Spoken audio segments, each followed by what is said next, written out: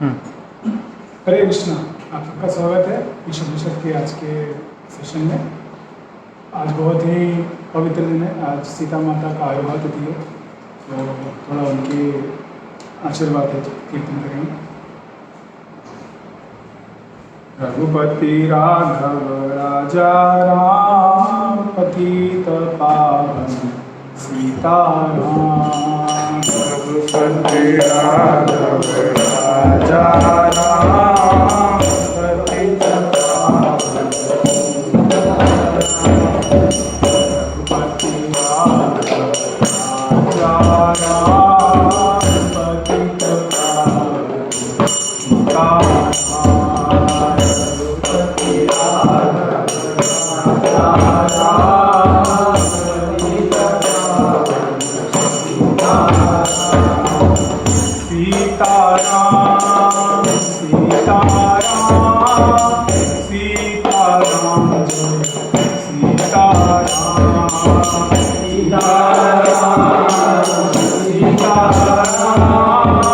सीताराम जय सीताराम जय सीताराम सीताराम जय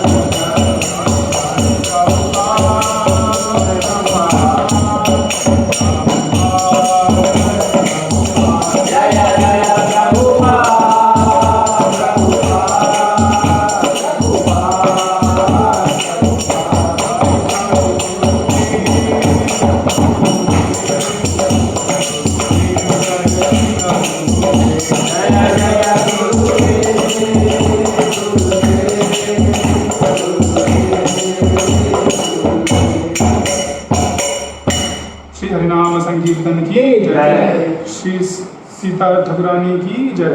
श्रील प्रभुपाद की जय। श्री शुभनिषद की जय।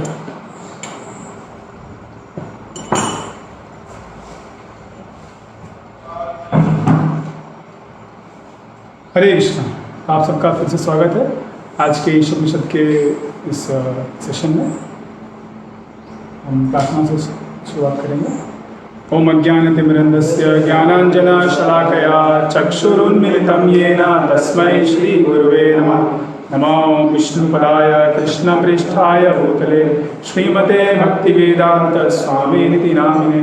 नमस्ते सारस्वती देवे गौरवाणी प्रचारिणे निर्विशेष शून्यवादी पाश्चात्यदेशतारिणे। जय श्री कृष्ण चैतन्य प्रभु नित्यानंद श्री अद्वैत गदाधर श्रीवासादि गौर भक्तवृंद।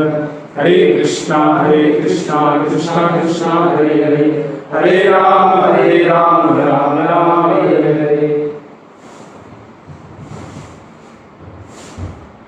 हरे कृष्ण।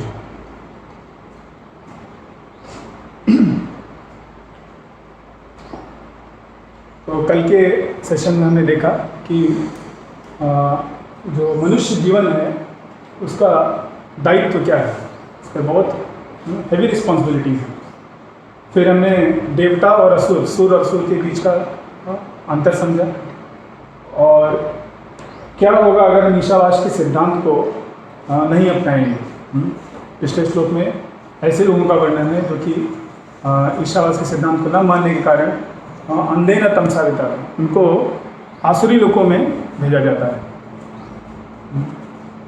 और भक्ति करने का क्या फ़ायदा है अगर भक्ति पूरा भी नहीं होता है, 100% भी नहीं किया तो भी आपको कम से कम स्वर्गलोक की प्राप्ति होगी और फिर से अगले जन्म में आपको मौका मिलेगा कि आप जहाँ तक आपने किया है उसके आगे बढ़ने का मौका मिलेगा। फिर कुछ प्रश्न थे कल के और पिछले दिनों के, वो हम देखेंगे। तो पहला प्रश्न था कि क्या निष्काम कर्म भक्ति है और असुर लोग कहाँ रहते हैं, सिर्फ नीचे के लोगों में। और जो हमारे जीवन में अलग अलग पिछले दिन पूछा गया प्रश्न कि जो सफरिंग्स आते हैं, जो हमको मुश्किलें आती हैं, दुख होता है, उसको हम कैसे फेस करें। तो सबसे पहला निष्काम कर्म। निष्काम कर्म मतलब कि आपका उसमें कुछ कामना नहीं है, आप स्वयं के लिए कुछ नहीं चाहते, तो टेक्निकली वो भक्ति नहीं है। वो उससे आपको बहुत होगा मोक्ष मिलेगा क्योंकि आप कर्म के बंधन में नहीं फंस रहे। लेकिन जब वो निष्काम कर्म भक्ति का जो फल है, अगर आप भगवान को अर्पण करेंगे, विष्णु को, कृष्ण को, तो वह कर्मयोग बन जाता है, निष्काम कर्मयोग होता है और तब वो भक्ति की तरफ काउंट किया जा सकता है। लेकिन असली भक्ति क्या है कि हम भगवान को प्रसन्न करने का प्रयास करें, भगवान क्या चाहते हैं वो हम का प्रयास करते हैं। जैसे आपने सीखा होगा भक्ति रसायन सिंधु में कि अन्याभिलाषिता शून्यम ज्ञान कर्मादिनादतम अनुकूल्येन कृष्णानु श्रीनम भक्तियुक्तम। तो इसके तटस्थ लक्षण है, स्वरूप लक्षण है। तो अन्याभिलाषिता शून्यम, निष्काम बनना, वो तटस्थ लक्षण है। लेकिन असली लक्षण क्या है, स्वरूप लक्षण कृष्णानुष्ठीनम, आप कृष्ण को प्रसन्न करना चाह रहे हैं, वह असली चीज़ है। तो यह निष्काम होने से आपको मदद मिलती है, जिसके द्वारा आप भगवान के प्रति प्रेम पूर्वक सेवा कर सकते हैं। क्योंकि जब हम विकर्मी रहते हैं, हम विरोध में कार्य कर रहे हैं भगवान के, तो तुरंत एक सेकंड में हम भगवान के शुद्ध भक्त नहीं बन सकते। तो निष्काम कर्म हमको मदद करता है, आपको फिजिकली टूल है उसको आपको उठाने के लिए आपकी चेतना में। तो अपने में निष्काम कर्म भक्ति नहीं है, लेकिन अगर उस निष्काम कर्म का गोल, उसका जो रिजल्ट है, निष्काम कर्म व्यक्ति क्या है, वो अटैच्ड है कार्य से, कर्म करने से, तो जो उसका रिजल्ट है उससे अटैच नहीं है। बहुत और समझाएंगे। जैसे कल हमने सीखा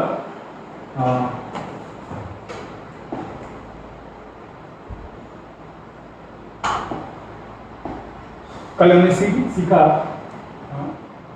संबंध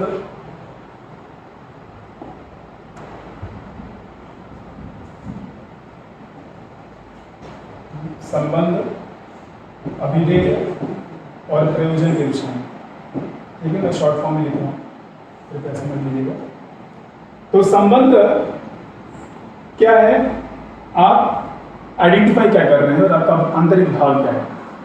तो निष्काम भक्ति और कर्म में व्यक्ति का असली चीज क्या देखा जाता है कि उसका प्रयोजन, उसका रिजल्ट जो है वो भगवान या किसको दे रहा है, वो वहां पे इससे आसक्त है।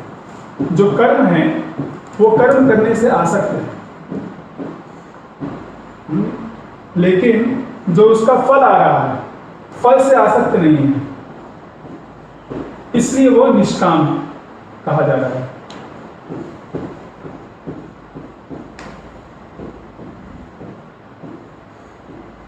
वह आसक्त है किससे, कर्म से। तो उसका संबंध ज्ञान जो भी हो, जिससे भी आप आइडेंटिफाई करें, उससे नहीं मतलब है। असली चीज है कि वह कर्म से आसक्त है, लेकिन जो उसका फल है वह उससे आसक्त नहीं है, निष्काम है, उसकी कोई कामना नहीं उसमें। और ये फल अगर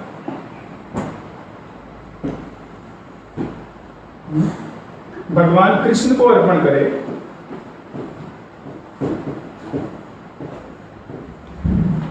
तब वह भक्ति कहलाएगा।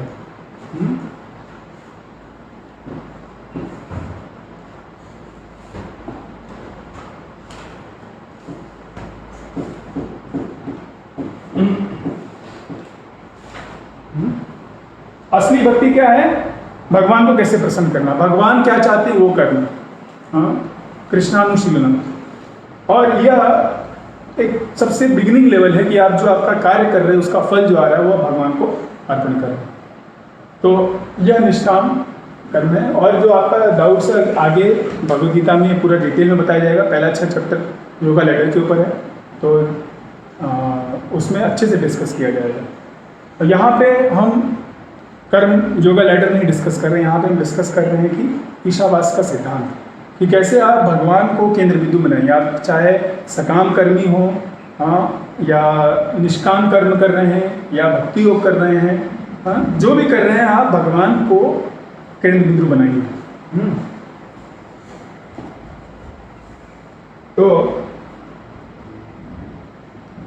यह जो केंद्र बिंदु है उसको आप कृष्ण भगवान को मानिए। ठीक है, तब क्या होगा, आप अपना जीवन इनके इस केंद्र बिंदु के अनुसार करिए। और ऐसे करोड़ों करोड़ों लोग भगवान को केंद्र बिंदु बना करके जीवन यापन कर सकते हैं, उसमें कोई दिक्कत नहीं आएगी। ठीक है, जब तक केंद्र बिंदु एक है, भगवान को सेंटर बना के उनको प्रसन्नता करने के लिए सब लोग कार्य कर सकते हैं, कोऑपरेट कर सकते हैं। और यही आध्यात्मिक जगत है। भौतिक जगत में क्या होता है, हर व्यक्ति का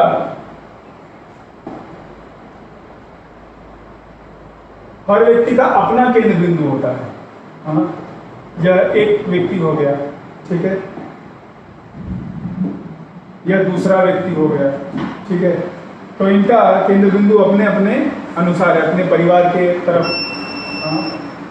और इनका अपने परिवार, अपने देश।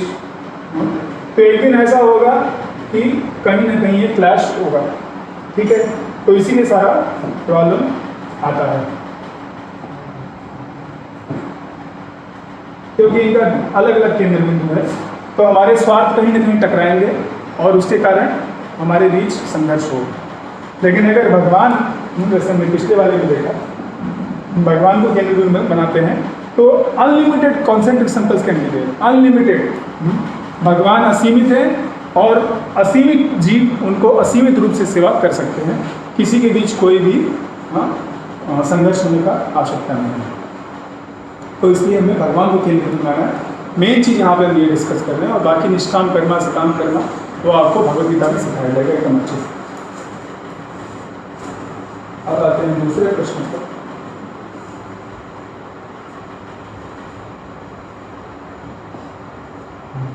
असुर लोग कहाँ रहते हैं?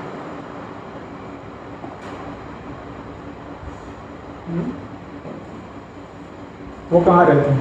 तो असुर को पहले हमने डिफाइन किया है, उनका जो चेतना है उनके अनुसार वो भगवान विष्णु के विरोध में कार्य करते हैं, असुरस्तद विपर्य। और देव कौन है? जो कि भगवान के अनुसार कार्य करते हैं। तो कहीं भी रहें, पहले कहा जाता था कि जो सतयुग है उसमें सुर और असुर अलग अलग लोकों में रहते थे। जैसे इंद्र अपने लोक में रहते थे, हिरण्यकशिपु अपने लोक में रहते थे, अलग अलग वो प्लैनेट में रहते थे।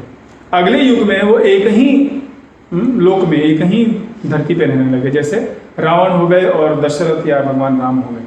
ठीक है। द्वापर युग में वो एक ही परिवार में रहने लगे, दुर्योधन और पांडव। और इस कलयुग में कहा जाता है कि एक ही व्यक्ति के हृदय में दोनों देवता और दानव रहते हैं। हमारी जो इच्छाएं हैं वो देवी होती हैं और आसुरी होती हैं।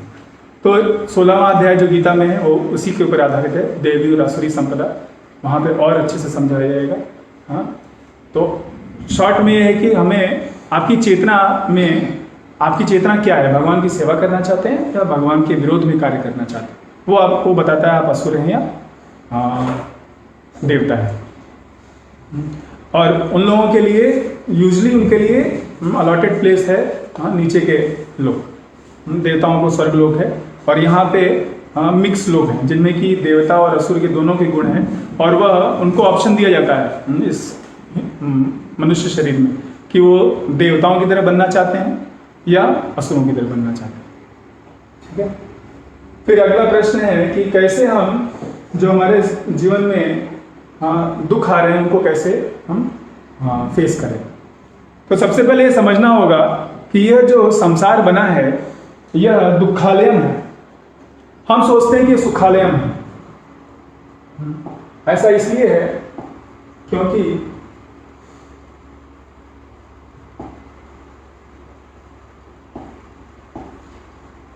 जीव के दो भ्रम हैं। एक है वैकुंठ भ्रम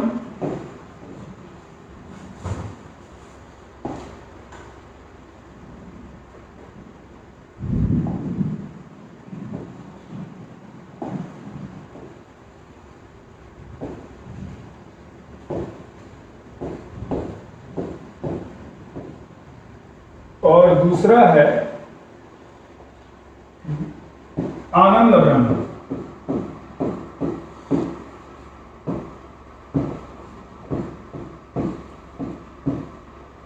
ठीक है।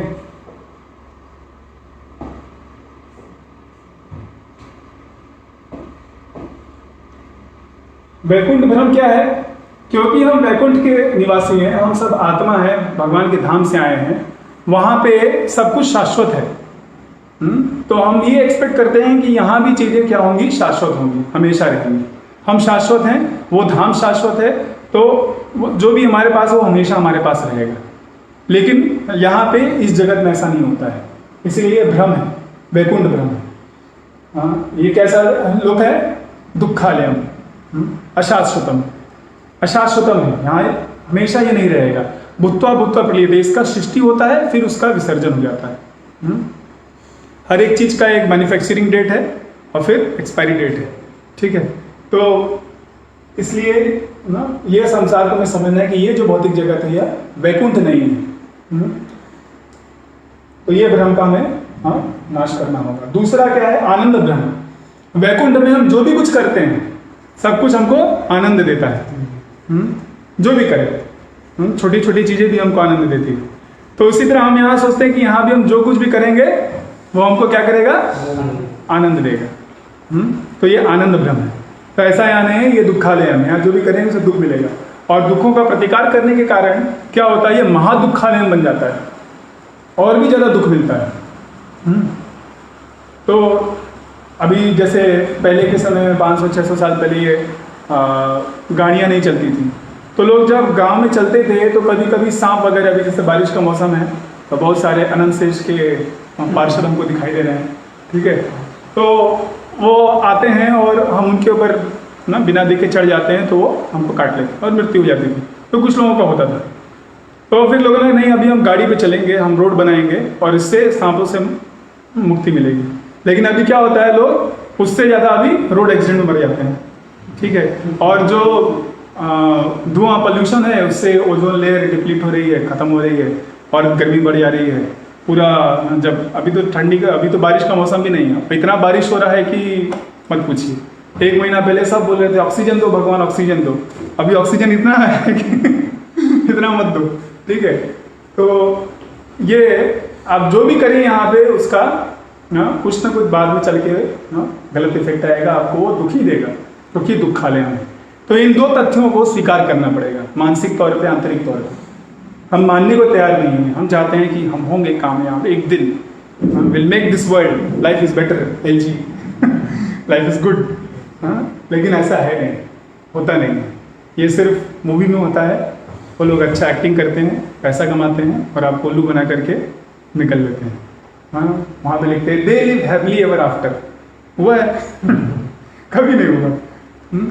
तो वो सिर्फ आपको भ्रम में रखने के लिए, ये दोनों भ्रम को और बढ़ाने के लिए।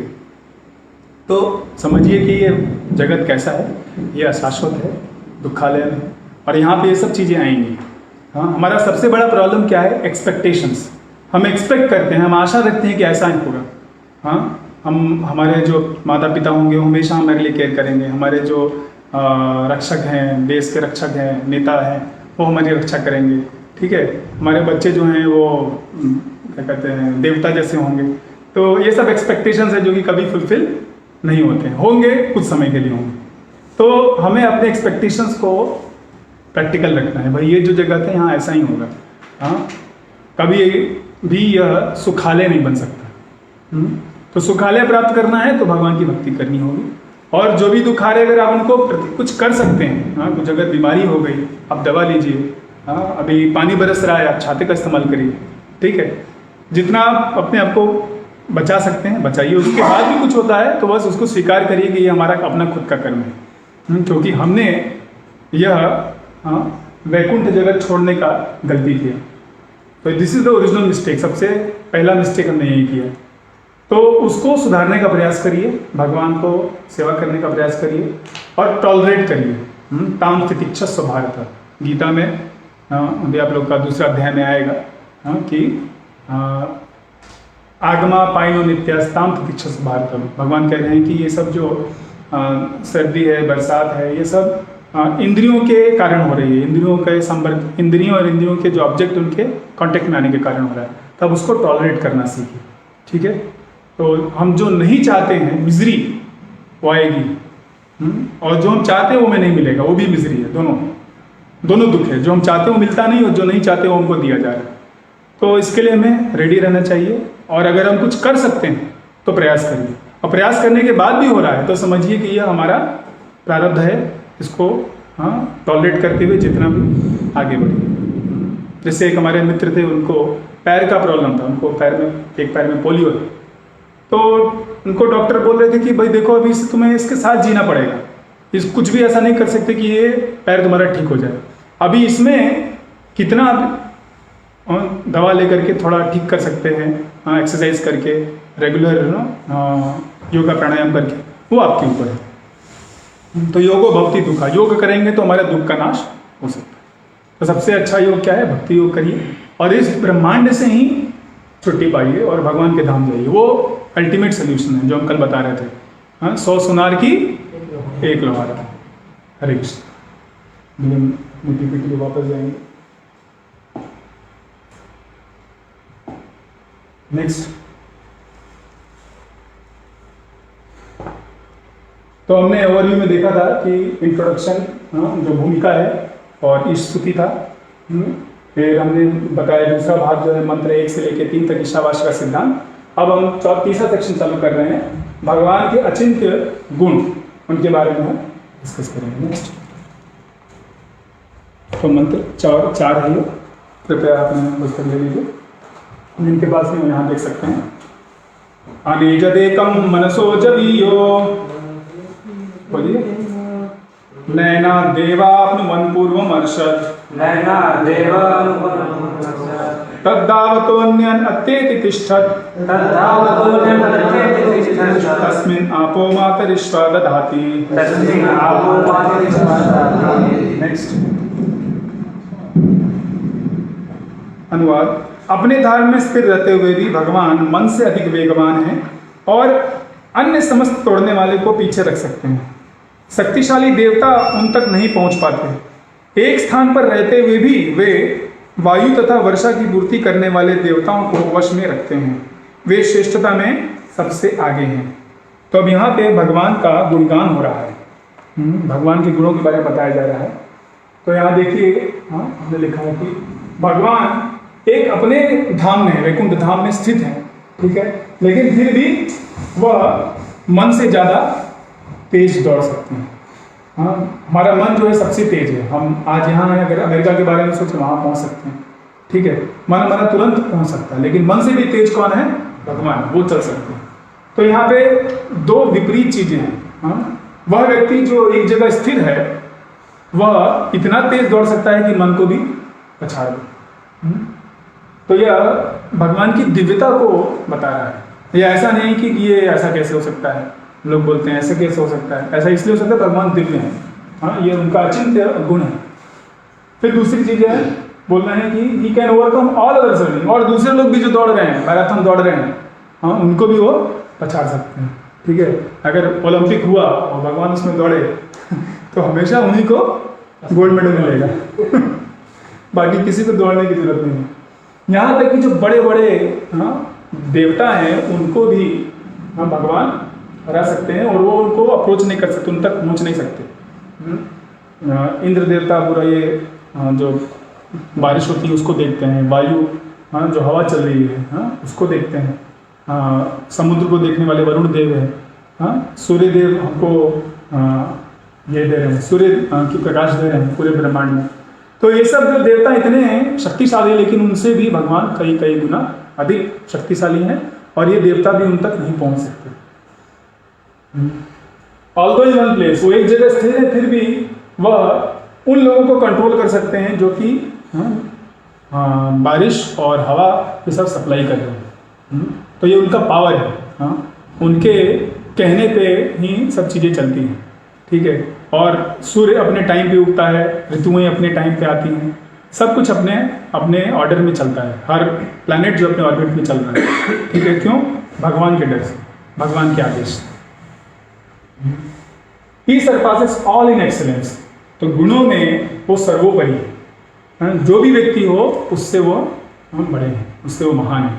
गीता में भगवान बोलते हैं मत्त परतरम नान्यत् किंचिदस्ति धनंजय मयि सर्वमिदं प्रोक्तम सूत्रे मणिगणाय, कि हे अर्जुन धनंजय, मेरे बराबर कोई नहीं है और मेरे से बड़ा कोई नहीं है। तो वही बात को यहाँ पे ईश्वर के शब्द में बता रहे हैं कि वो सर्वोपरि है। नेक्स्ट, तो कल हमने देखा कि जो मनुष्य जीवन है वो बहुत ही हेवी रिस्पॉन्सिबिलिटीज का है, और सबसे बड़ा रिस्पॉन्सिबिलिटी क्या है?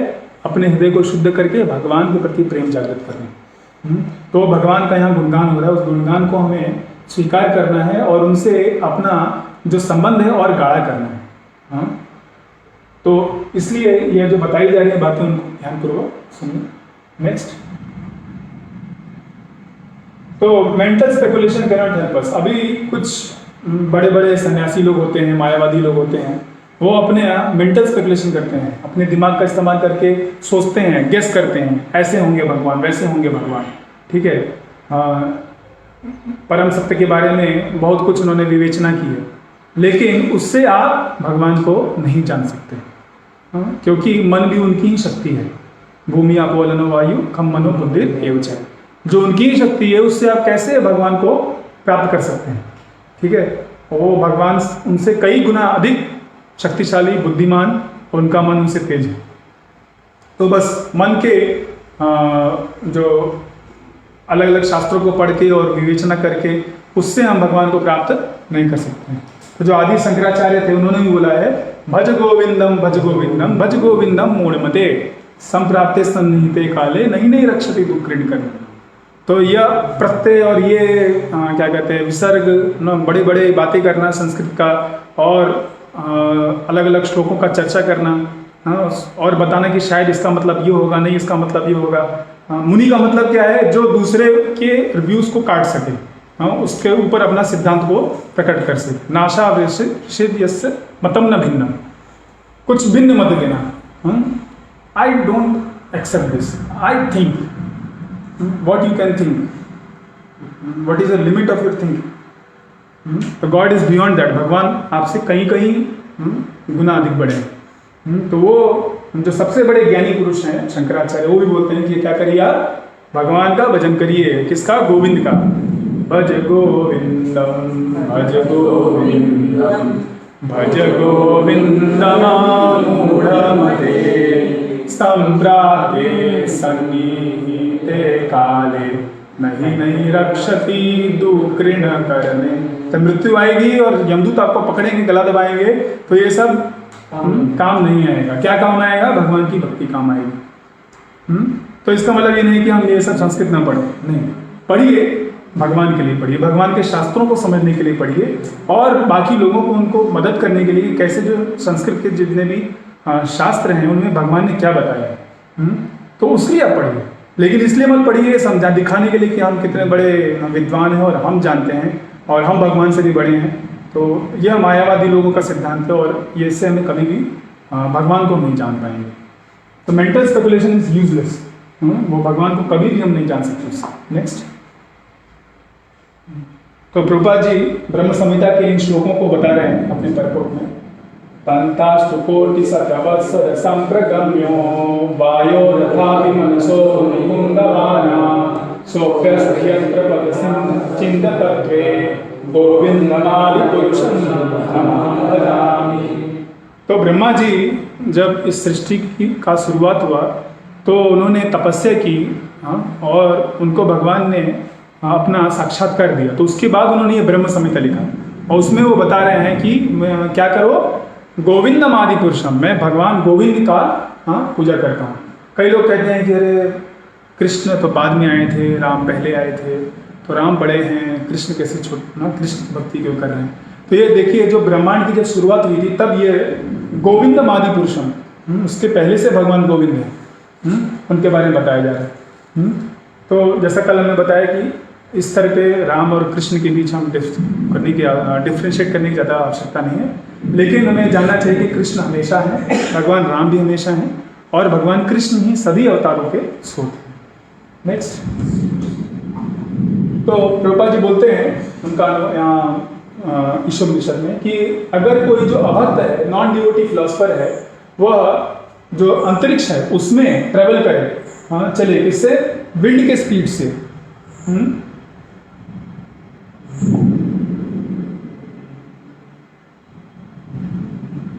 If he travels at the speed of wind और माइंड, तब भी क्या होगा, उसको करोड़ों करोड़ों साल तक वो चलता रहे, तब भी वह एब्सोल्यूट ट्रूथ, भगवान को, परम सत्य को नहीं जान सकता। वो परम सत्य उससे बहुत बहुत बहुत दूर रहते हैं। तो अपने मन से, अपने शक्ति से अगर आप भगवान को समझना चाहें तो आप भगवान को समझ नहीं सकते। नेक्स्ट, नेक्स्ट, फिर 37वें श्लोक में बोलते हैं, आनंद चिन्मय रूपतया कलाभि गोलोक एव निवसत्य अखिलात्मभूतो गोविंदमादि पुरुषं तमहं भजामि। नेक्स्ट, तो जो एब्सोल्यूट पर्सनालिटी गॉडेड है, वो कहाँ है? अपने ट्रांसेंडेंटल अबोर्ड, अपने दिव्य धाम में है, और उसका नाम, धाम का नाम क्या है? गोलोक। वो गोलोक में क्या करते हैं? वहाँ पे रहते हैं और अपनी लीलाओं में मग्न रहते हैं। ठीक है, वो लीला करके रहते हैं। अपने जो सभी पार्षद हैं, राधा रानी हैं, उनके माता पिता हैं, यशोदा माई, नंद महाराज, सभी जो ग्वाल बाल हैं, उनके साथ वो लीला करते हैं। फिर भी yet he remains, yet his unconceivable potencies, he can simultaneously reach every part of his creativeness. भले ही वो गोलोक वृंदावन में वहाँ पर है, लेकिन फिर भी अपने जो ब्रह्मांड है, अनंत कोटि ब्रह्मांड है, उसमें कहीं भी वो पहुँच सकते हैं अपनी शक्तियों के द्वारा। तो ये भगवान के दिव्य गुण हैं। जैसे हम हैं, हमारी शक्तियाँ लिमिटेड है, हम अगर यहाँ पे हैं तो जो हमारा दूसरा कोई रूम है, दूसरा कोई जगह है, हम वहाँ पर ऑफिस में नहीं रह सकते, लेकिन भगवान अपने घर में रहते हुए भी अपने ऑफिस में सारा कार्य कर सकते हैं, वहाँ भी वो प्रेजेंट रह सकते हैं। तो यह उनका दिव्य गुण है। नेक्स्ट,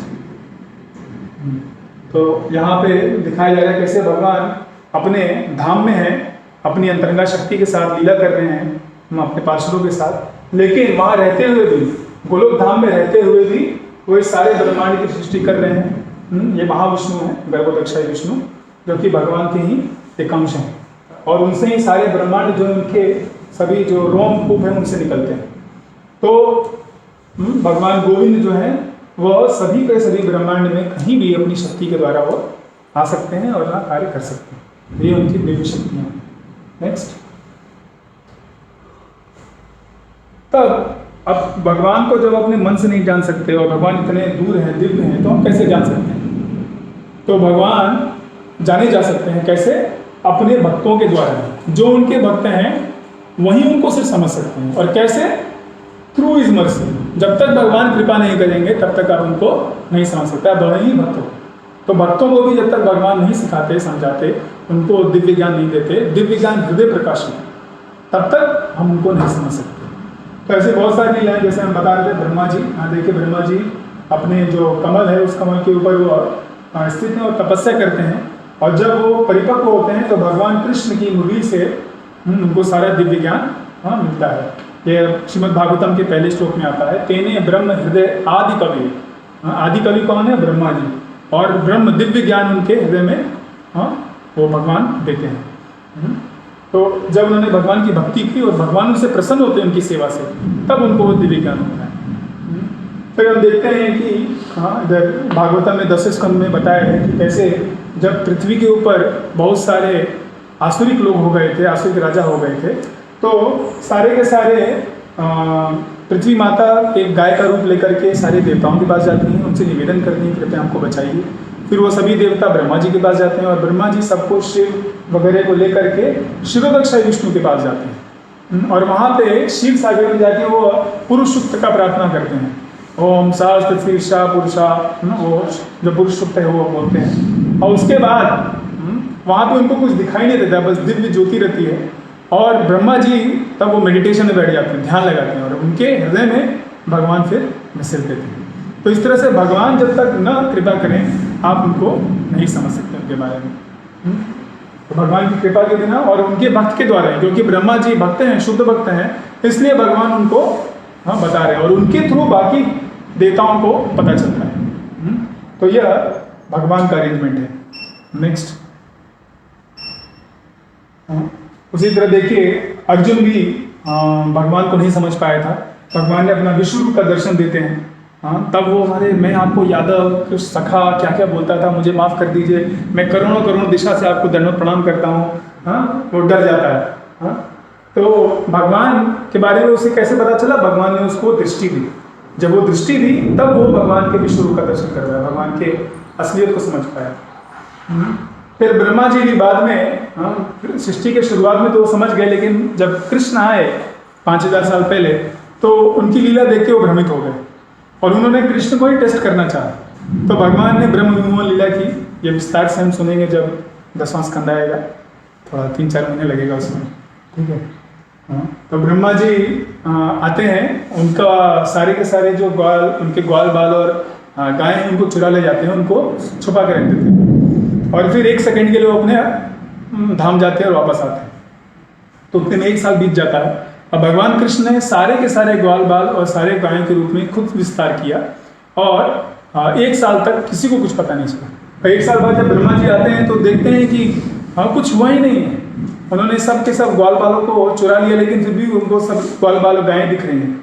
तो जाते हैं जहाँ उन्होंने छुपा के रखा है, वहाँ जाते हैं, देखते हैं तो सो रहे हैं, फिर वापस आते हैं, देखते हैं यहाँ तो सब मौजूद हैं। तो ऐसे 4-5 बार आते जाते वो चकरा जाते हैं, और फिर तक जाकर के भगवान के प्रति वो समर्पण करते हैं। तो भगवान उनको दिखाते हैं, उनको दिव्य वृंदावन का दर्शन देते हैं, और उनको पता चलता है कि ये सभी गाय और सभी ग्वाल कौन है? भगवान स्वयं चतुर्भुज रूप में उनको दर्शन देते हैं। तो भगवान के भक्त ही उनको समझ सकते हैं, और कब समझेंगे? जब भगवान के ऊपर कृपा करते हैं। और भगवान कब कृपा करेंगे? जब आप उनकी सेवा करेंगे और उन आपकी सेवा से पूरी तरह से संतुष्ट हो जाएंगे। अतः श्री कृष्ण नाम आदि न भवेद ग्राह्यम इंद्रे सेवन मुखे ही जीवादो स्वयं स्फृत्यद।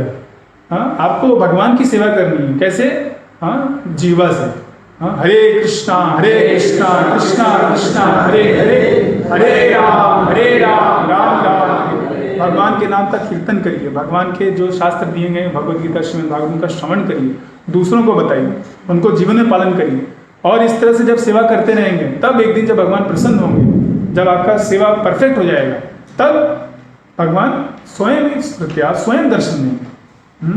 क्योंकि भगवान क्या है, असीमित हैं और हम बहुत सीमित हैं। तो सीमित व्यक्ति असीमित व्यक्ति को कभी भी जान नहीं सकता।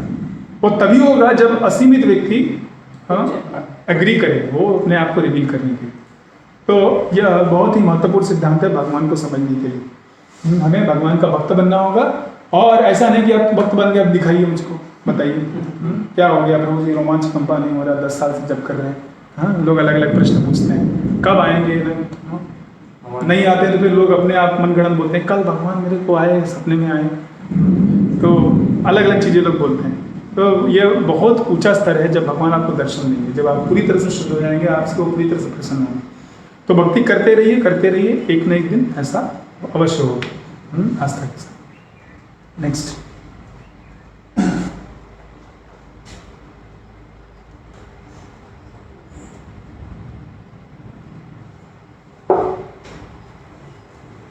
तो ये श्लोक के बारे में प्रभुपाद जी तात्पर्य बता रहे हैं। एक देश ज्योत्सना विस्तार की था परस्त ब्रह्मण शक्ति तथेदम अखिलम जगत। क्या कह रहे हैं, whatever we see in this world, जो भी हम इस संसार में देखते हैं वो क्या है, भगवान की ही शक्तियां हैं, उनकी शक्तियों का विस्तार है। वह किस तरह से है, जिस तरह से एक जो अग्नि है वह सब तरफ रोशनी देता है, बहुत दूर तक रोशनी जाती है। हाँ, भले ही वो एक जगह स्थिर है फिर भी वो बहुत दूर तक रोशनी देती है।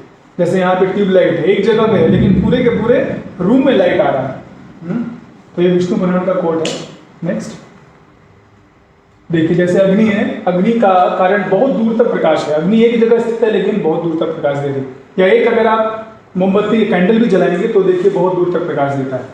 तो वैसे ही भगवान कृष्ण अपने धाम में है, वह वहाँ पे अपने भक्तों के साथ लीला कर रहे हैं, लेकिन वहाँ रहते हुए भी सारे के सारे ब्रह्मांड में अपनी शक्तियों के द्वारा वह विस्तारित हैं और सब कुछ उनके ही कहने अनुसार चल रहा है। हाँ, सब कुछ उनके कंट्रोल में। तो यह भगवान की दिव्यता है। ये हर व्यक्ति नहीं कर सकता। हाँ, सिर्फ भगवान कर सकते हैं, या भगवान के द्वारा जो एम्पावर हो सके। तो हमें समझना चाहिए कि भगवान हमारे जैसे नहीं है, भगवान दिव्य है, हम भौतिक संसार में फंसे हैं और हम भी उनके एक छोटे से अंश हैं। तो दिव्यता हमें भी है लेकिन उतनी नहीं है जितनी कि भगवान में। भगवान अनलिमिटेड है। इसमें भक्ति रसायन सिंह में बताया जाए कि भगवान के 64, वैसे तो भगवान के असीमित गुण हैं लेकिन प्रमुख 64 गुण माने गए हैं। और जो ये जीव होता है उसमें करीब सबसे ज़्यादा हो सकता है तो 50 गुण हो सकते हैं। उन 64 में से सिर्फ 50 गुण, और वो भी बहुत कम मात्रा में। तो हमें समझना है कि हम बहुत ही सीमित व्यक्ति हैं और भगवान असीमित है और अचिंत्य हैं, लेकिन फिर भी वो हमको मौका दे रहे हैं कि हम उनके बारे में सुन सकें, उनको जान सकें, उनकी सेवा कर सकें और उनके धाम में जाने के काबिल बन सकें। नेक्स्ट, फिर प्रभुपाद जी 3 भगवान की जो शक्तियाँ हैं उस दिन हमने सीखा था, अंतरंगा, बहिरंगा और तटस्थ, उनके बारे में। तो अंतरंग शक्ति, internal energy, external energy, marginal energy. तो एक श्लोक है चैतन्य चरितामृत में, प्रभुपाद जी बहुत कोट करते हैं, कृष्णा सूर्य सम माया है अंधकार, जहां कृष्णा तहां नहीं माया अधिकार।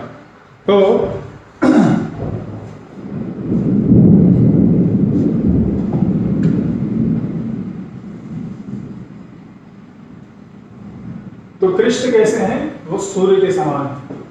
ठीक है, नहीं ये लोग नहीं समझ लीजिए सूर्य।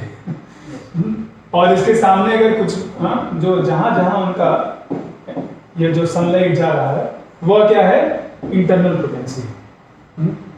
जहां जहां धूप है वह क्या है, अंतरंग शक्ति है। और अगर कोई ऑब्जेक्ट अगर सामने आ जाए,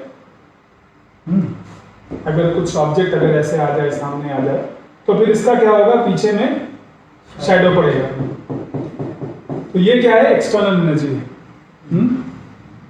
हम एग्जाम्पल दे रहे हैं जो भगवान है वो सूर्य के समान है, जो उनका सनलाइट है उसको समझिए वो अंतरंगा शक्ति, इंटरनल एनर्जी है। जो छाया है वह बहिरंगा शक्ति है। और जहाँ वो दोनों मीट कर रहे हैं, मार्जिनल, इसलिए उसको मार्जिनल पोटेंसी बोला गया, तटस्थ, हाँ, वह भगवान के अंतरंगा और बहिरंगा के जहाँ मिलन हो रहा है वहाँ पर है। तो वो या तो भगवान के सेवा में लग सकता है अंतरंगा शक्ति के अंतर्गत या बहिरंगा शक्ति के अंतर्गत। उसके पास ऑप्शन नहीं, भगवान की सेवा करनी है बाय फोर्स और वॉलेंटरी। इसके बारे में आगे समझेंगे। नेक्स्ट, तो भगवान की अंतरंगा शक्ति श्रीमती राधा रानी, सीता देवी जिनका आज आविर्भाव तिथि है, रुक्मिणी जी, लक्ष्मी देवी, वह अंतरंगा शक्ति भगवान की सेवा में हमेशा लगी हुई और सभी जो उनके प्रति समर्पित भक्त हैं आध्यात्मिक जगत में, भौतिक जगत में, उनको भगवान की सेवा के लिए प्रेरित कर रहे हैं, मदद कर रहे हैं। हम भगवान की सेवा सीधे सीधे डायरेक्टली नहीं कर सकते, उनके अंतर्गत ही कर सकते। और जो दूसरी उनकी शक्ति है बहिरंग शक्ति, दुर्गा देवी, माया देवी, पार्वती, वो इस ब्रह्मांड में जितने लोग हैं, जितने जीव हैं जो भगवान के विरोध में, उनके ऊपर वो कंट्रोल कर रही है, उनको जबरदस्ती भगवान की सेवा में लगा रही हैं, सिखा रही हैं कि कैसे वापस हम उनको सेवा में लगे। तो यह भगवान की दो प्रमुख शक्तियाँ हैं। तीसरी शक्ति के बारे में आगे सीखेंगे। तो भगवान कृष्ण है, उनकी ये बहिरंगा शक्ति है जो कि 3 गुणों से बनी है। देवी ऐसा गुणमयी मम माया दुरत्या, मामे वे प्रवर्तन्ते माया में काम करते थे। वो 3 गुणों वाली माया, कौन कौन से 3 गुण है? सत्वगुण, रजोगुण और तमोगुण। तो वो हम सबको नचा रहे हैं, हम पूरी तरह से उनके कंट्रोल में प्रैक्टिकली। हमारे पास सिर्फ इच्छा है और इच्छा का हमने मिसयूज कर दिया ऑलरेडी यहाँ आकर के, और अभी उसका हम फल भोग रहे हैं। तो अगर वो इच्छा को वापस हम भगवान की सेवा में लगाएंगे तो क्या होगा? भगवान उनको स्वीकार करेंगे। भगवान देखिए यहाँ पे एक भक्त जो है, यहाँ पे ब्रह्मांड में भौतिक जगत में भक्ति करने के बाद, इसका नाम गोप कुमार है, यह बृहद भागवतम में इसकी लीला आती है। तो यहाँ पे सेवा करने के बाद जब वो पूरी तरह से शुद्ध हो जाता है, वो भगवान के धाम जाता है। जब भगवान को पता चलता है, भगवान दौड़ते हुए आते हैं, उसको अपना आलिंगन करते हैं और सभी जो है, सभी लोगों को देखिए वेलकम करते हैं। तो इस तरह हम सबका स्वागत होगा वापस, जब हम ये इच्छा को, भगवान की सेवा करने की इच्छा को वापस जागृत करेंगे, हाँ, पूरी तरह से, और भगवान को प्रसन्न करेंगे। तो यही हमारा, हाँ, हमारे पास ऑप्शन है। या तो माया द्वारा, त्रिगुण 3 गुणों वाली माया के द्वारा हम फोर्सफुली सेवा करें, हाँ, या वॉलेंटरी सेवा करें भगवान की। तो ये स्थिति बहुत ही कठिन है, बार बार मृत्यु होती है, बार बार हमें कष्ट, जन्म मृत्यु जरा सहना पड़ता है। यहाँ पे कुछ मृत्यु नहीं, हमेशा शाश्वत है, सब आनंद है, ठीक है। और जो आनंद है वो बढ़ता रहता है, एवरी मोमेंट वो ब्लिस बढ़ता रहता है। तो यह मनुष्य जीवन दिया है कि ताकि हम यहाँ से वहाँ जा सकें। तमसो माँ ज्योतिर्गमय, मृतो माँ अमृतो गमय। यह क्या है? तमसा है, तमस अंधकारमय जगत है। हम जैसे हम बताते हैं, कृष्ण सूर्य सम, माया है अंधकार, अंधकार का जगत है। तो जहाँ कृष्ण है वहाँ इस माया का कोई अधिकार नहीं है, वहाँ पे योग माया है। और ये क्या है? महामाया। योग माया मतलब जब सब कुछ हम भगवान से संबंधित देखें, उनकी सेवा के लिए इस्तेमाल करें। नेक्स्ट, फिर प्रभुपाद जी बताते हैं कि कैसे अचिंत्य वेदावेद तत्व के बारे में बताते हैं कि कैसे भगवान की जो शक्तियाँ हैं, भले ही हर जगह विस्तारित हैं, फिर भी वह भगवान नहीं है, हाँ, वह सुप्रीम ट्रूथ नहीं है। तो यह है अचिंत्य, इनकन्फ्यूजेबल, भेद, डिफरेंस, अभेद, हाँ, वननेस, हाँ, यह तत्व है, यह सिद्धांत है।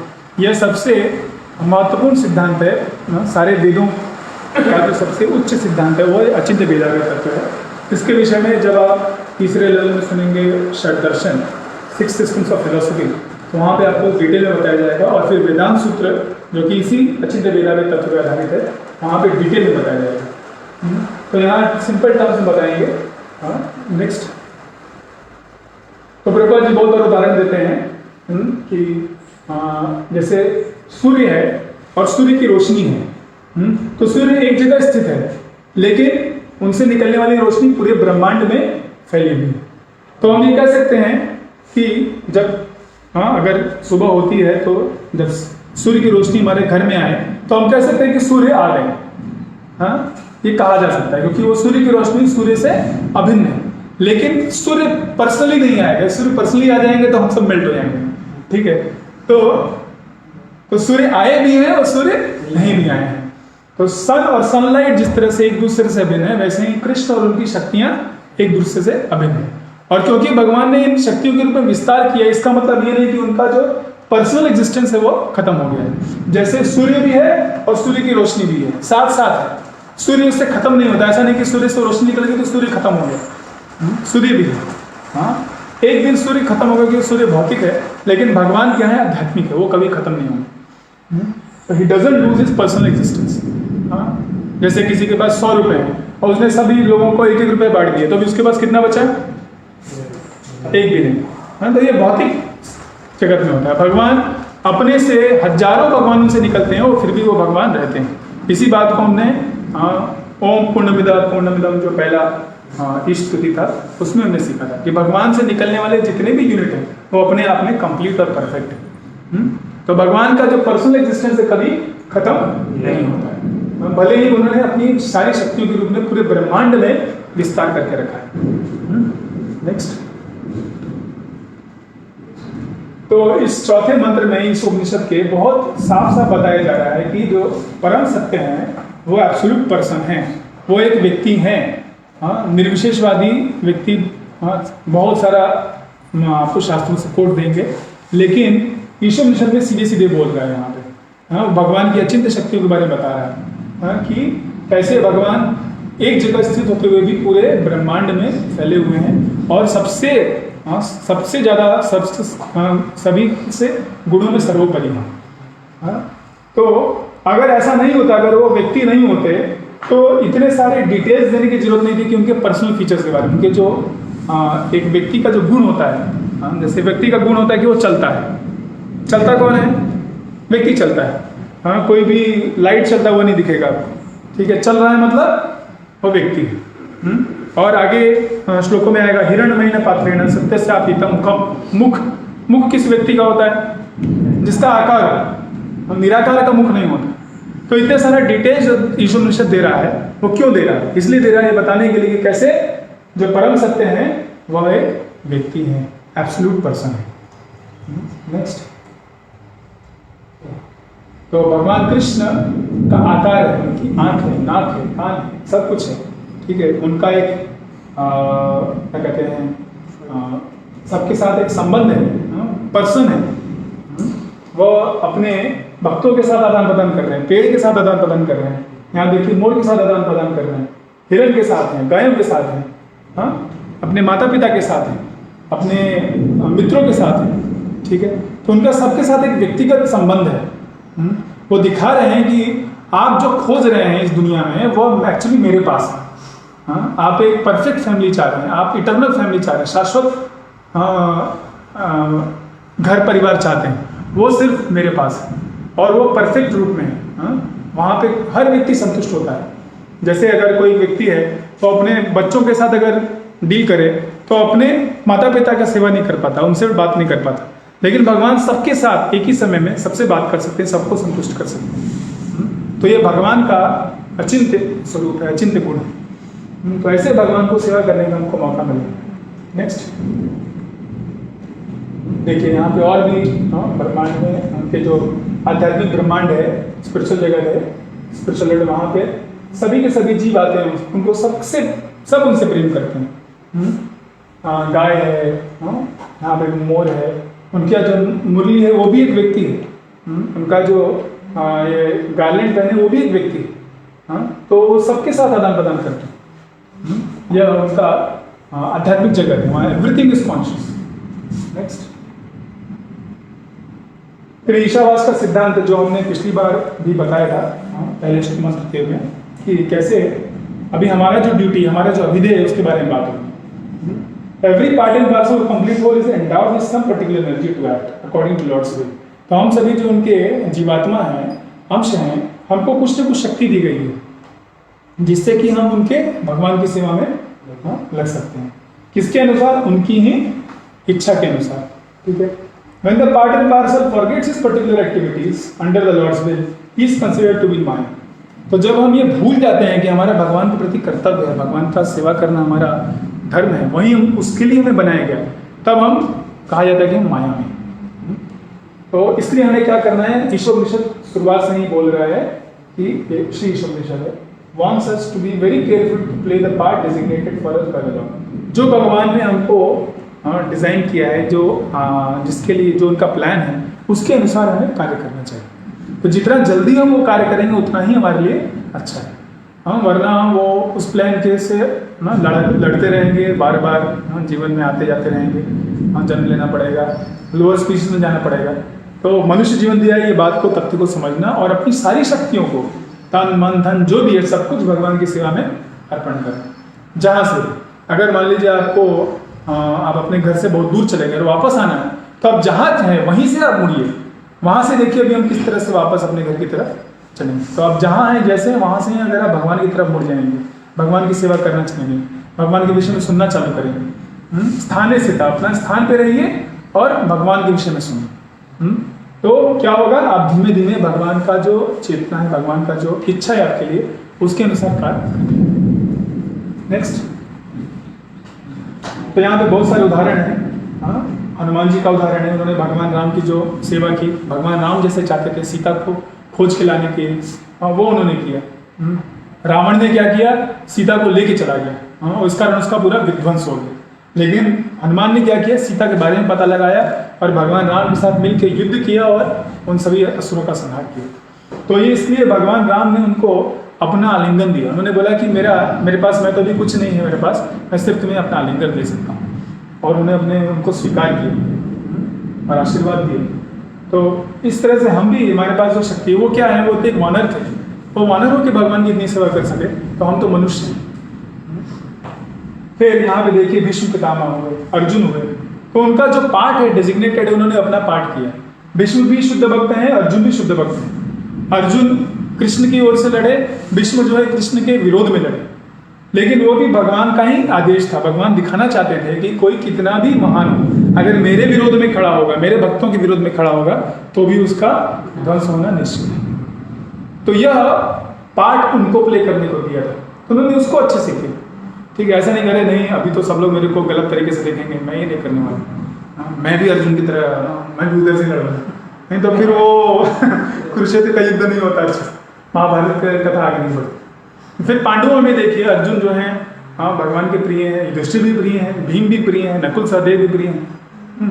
तो सभी जो है अपनी अपनी सेवा कर रहे हैं, उनको जो पार्ट दिया गया है। ऐसा नहीं भीम बोलता है अर्जुन हट जा, अभी मैं इस बार गीता सुनूंगा, तेरा ही नाम आता है, थोड़ा मुझे भी चांस दो, इक्वलिटी होना चाहिए। ऐसा कुछ नहीं, उनको क्या कहते हैं, पीयर प्रेशर नहीं था कि मेरे से आगे बढ़ जा रहा है। देखो युधिष्ठिर महाराज को नहीं प्रॉब्लम था कि अर्जुन गीता सुन रहा है। तो जिसको जो पार्ट दिया गया है आप वो पार्ट करिए और अपना पूरा 100% दीजिए, तो क्या होगा, भगवान प्रसन्न होंगे और हमारा भी उद्धार होगा। नेक्स्ट, तो all power is obtained from the Lord, therefore each particular power must be utilized to execute the will of the Lord and not otherwise। तो जो भी शक्तियाँ मिली हैं वो शक्तियाँ किस लिए मिली हैं, भगवान से मिली हैं, तो भगवान की सेवा में लगना चाहिए। जैसे कोई अगर बुलाता है, किसी लेबर को बुलाता है, उसको सीमेंट वगैरह देता है, तो सब कुछ सामान उनके जो ओनर है उसकी सेवा में लगना चाहिए। ऐसा नहीं कि जब ओनर नहीं देख रहा है तो 1 किलो सीमेंट घर लेते गए, 4-5 स्लैब घर लेते गए, नहीं, वो उन्होंने दिया है तो उनकी सेवा में इस्तेमाल होना चाहिए, चोरी मत करिए। तो जो भी दिया है वो भगवान का है, भगवान की सेवा में इस्तेमाल करिए। The Lord can be known only by one who has adopted such submissive service attitude। तो ये जो submissive service attitude है, भगवान के प्रति समर्पण का भाव, भगवान के प्रति सेवा का भाव, उसके द्वारा ही भगवान को हम जान पाएंगे, भगवान के साथ अपना संबंध जोड़ पाएंगे।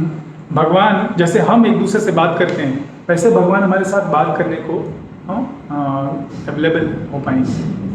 कैसे, जब हम ये सबमिसिव सर्विस एटीट्यूड, अपना वॉलंटरी सर्विस जो है, सेवा का भाव, उसको जागृत करेंगे। Perfect knowledge means knowing the Lord in all his features, knowing his potencies and knowing how these potencies work by his will. तो जो परफेक्ट ज्ञान है, वो क्या है, शुद्ध ज्ञान या असली ज्ञान क्या है, भगवान को जानना, उनके सभी फीचर्स में। क्या क्या फीचर्स है उनका, ब्रह्मन, परमात्मा, भगवान, ये तीनों फीचर्स में भगवान को जानना। ऐसा नहीं कि सिर्फ और ब्रह्मन को जानना, हाँ ब्रह्म ब्रह्म अहम ब्रह्मास्मि करते हुए नहीं बने। उनको भगवान परमात्मा भी हैं, भगवान व्यक्ति भी, ये भी जानना। और उनकी जो पोटेंशियल, उनकी जो शक्तियाँ हैं और उनकी शक्तियाँ किस तरह से उनके इच्छानुसार कार्य कर रही हैं, ये भी समझना है। हाँ, वरना क्या होगा, जो भगवान चाहते हैं उनके विरोध में हम कार्य करेंगे। तो ये पूरा जब ज्ञान होगा उसको हम परफेक्ट ज्ञान बोलते हैं। हम शुड नो, नॉलेज मतलब matter, spirit and controller of both. जो जड़ वस्तु है, हाँ, जो चेतना है, हाँ, जीवित जीव है, उनके बारे में जानना, और इन दोनों का जो कंट्रोलर है भगवान, उनके बारे में जानना। नेक्स्ट, तो आज का यहीं पे हम समाप्त करेंगे। ये थोड़ा समरी है। हमने आज देखा कैसे जो मेंटल स्पेकुलेशन है, मानसिक मन का, बुद्धि का इस्तेमाल करके भगवान के विषय में जानने का प्रयास करना हुआ, हाँ, पूरी तरह से useless है। सिर्फ भक्त ही भगवान को जा सकते हैं। कृष्ण की शक्तियों की 3 शक्तियों के बारे में हमने सुना, अंतरंगा, बहिरंगा, तटस्थ। अचिंत्य भेदा भेद तत्व के बारे में समझा, कैसे भगवान सूर्य और सूर्य के किरण के तरह उनकी शक्तियों के बीच संबंध है। भगवान हमेशा रहते हैं, उनकी शक्तियाँ पूरे ब्रह्मांड में विस्तरित हैं, लेकिन फिर भी भगवान का अस्तित्व खत्म नहीं होता। और हमें क्या करना है, भगवान का जो प्लान है हमारे लिए, वो हमें एक्सिक्यूट करना है। ठीक है, हरे कृष्ण। 1 मिनट रुक जाइए। और नेक्स्ट, अभी अगले 2 दिन क्लास नहीं होगा, तो ये आप लोगों के लिए एक असाइनमेंट है, और खुशखबर है कि असाइनमेंट आपके पास ही रखना है। आप इसको पढ़िए और बनाइए। तो इसमें क्या करना है, आपको ईशावास का सिद्धांत अपने शब्दों में बताना है, समझाना है, और उसको सिद्धांत को स्वीकार करने से क्या होगा, results of accepting it, what are the consequences of not following, उसके अगेंस्ट में अगर हम काम कर रहे हैं तो क्या होगा, और कैसे आपने अपने जीवन में आप क्या चेंजेस लाना चाहते हैं, तो जिससे कि आप ये सिद्धांत को पालन कर सकें। आप क्या सोचते हैं, करीब 700 से 800 वर्ड्स का ये कैसे आप लिख सकते हैं और ये अपने पास रख सकते हैं। नेक्स्ट, इसका कोई सबमिशन रिक्वायर्ड नहीं है, आपके पास रखना है। नेक्स्ट, श्रील प्रभुपाद की जय। तो कल मंडे को मंत्र 5 पढ़ के आइएगा, और पहले का 4 मंत्र भी पूरा पढ़ लीजिएगा। हरे कृष्ण।